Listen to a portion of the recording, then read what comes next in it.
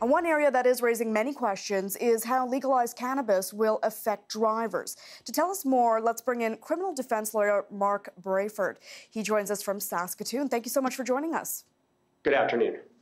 Mark, along with the new law legalizing recreational cannabis, the government has passed a bill to give police greater powers, I understand, to prevent impaired driving when it comes to alcohol and drugs. So give us a sense, what will this mean for drivers and when does that part of the law come into force? Some of that law came into force, a small part of it, in June, back when the bill was passed. The bills C-45 and 46 were passed at the same time. Some of it comes into play this Wednesday, and some of it comes into play on December 21st.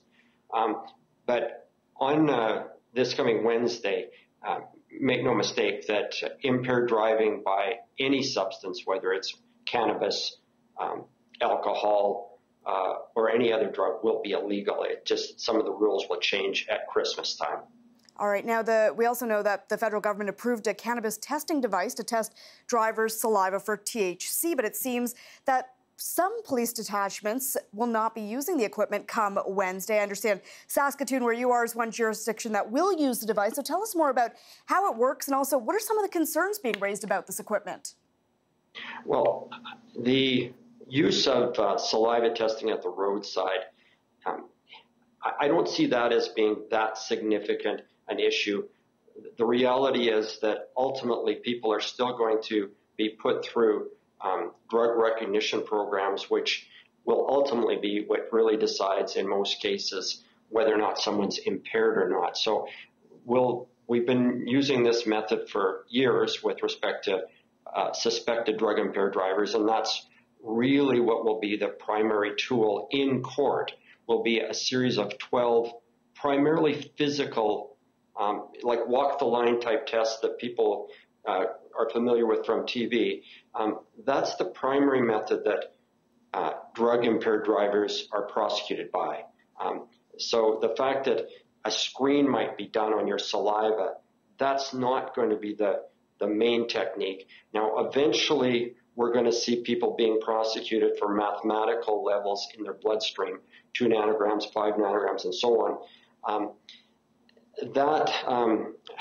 How quickly that gets rolled out across Canada remains to be seen, and the constitutional validity of per se limits, quite frankly, in my opinion, is very suspect.